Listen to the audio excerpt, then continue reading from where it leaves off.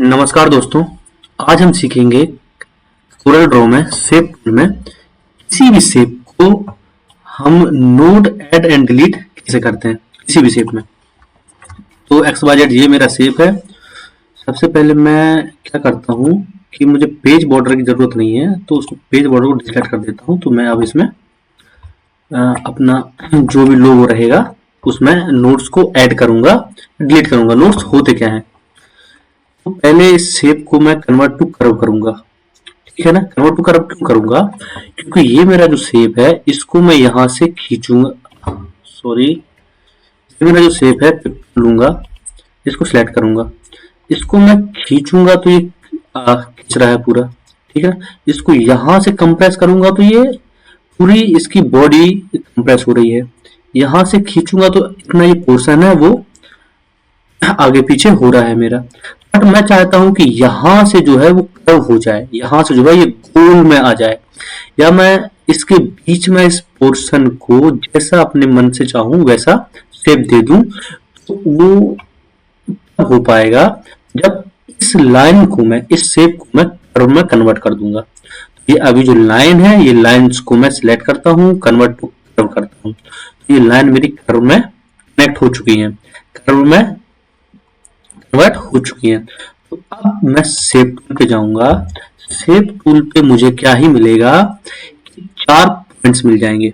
4 points में मुझे ये जो पॉइंट्स है इनको बोलते हैं, ये जो स्क्वायर बॉक्सेस हैं इनको बोलते हैं नोड।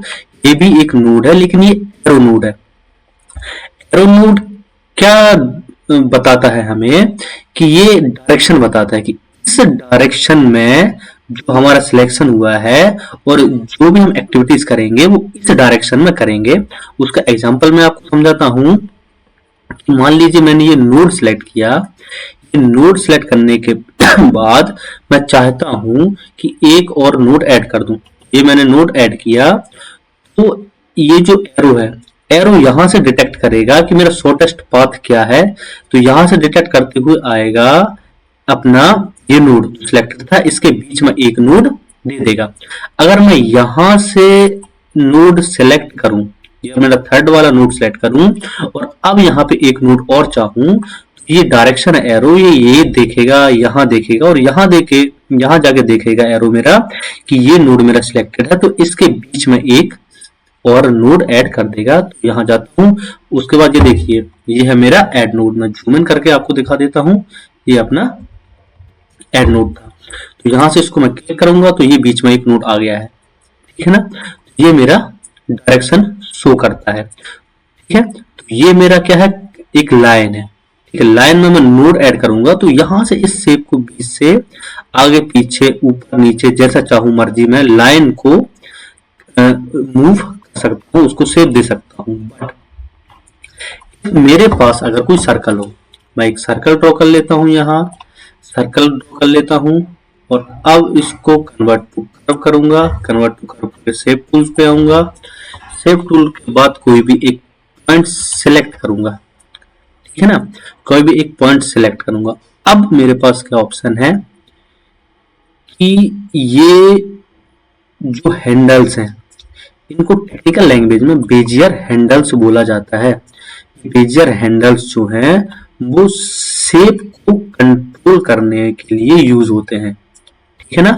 तो इस बेजियर हैंडल्स को मैं आगे पीछे करके, ऊपर नीचे करके अपनी मर्जी से चाहूं तो जैसा उसको शेप कर्व को मैं दे सकता हूं। ठीक है। तो याद रखना है, इनको बेजियर हैंडल्स बोलते हैं। और दो नोड्स के बीच के डिस्टेंस जो है, जो नोड्स के बीच की लाइन जो है उनको सेगमेंट बोलते हैं। नोड कैसे ले सकते हैं, या तो फिर आप डबल क्लिक कर दो, लाइन में यहाँ एक ब्लैक डॉट आ जाएगा, इस डॉट को टच करके आप ऐड नोड पे जाएंगे तो वहां एक नोड और ऐड हो जाएगा इस डायरेक्शन में। तो डायरेक्शन जो हमारा दिख रहा है उस पाथ में, उस सेगमेंट में जो सिलेक्टेड पॉइंट है वो डायरेक्शन वाली लाइन है, यहां से जहां से शॉर्टेस्ट पाथ रहेगा उसको एक नोड में और ऐड कर देगा। ठीक है।